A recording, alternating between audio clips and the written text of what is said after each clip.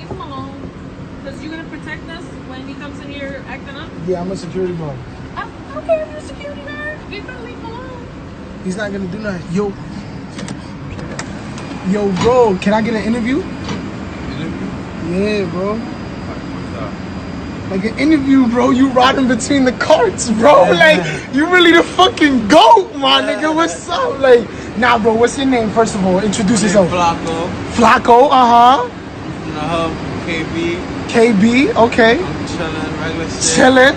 Riding between the fucking carts, man. You see the fucking GOAT, man. Regular shit. Regular shit. Regular shit, you know the vibes. Gotta be giving up out here. What else? Talk to these niggas, bro. You got... Get to the Breesh, man. We get to the Breesh out here. Regular shit. Yo, bro, you the fucking GOAT, bro. I gotta pound you for that, bro. Yo, leave him alone. Because you're going to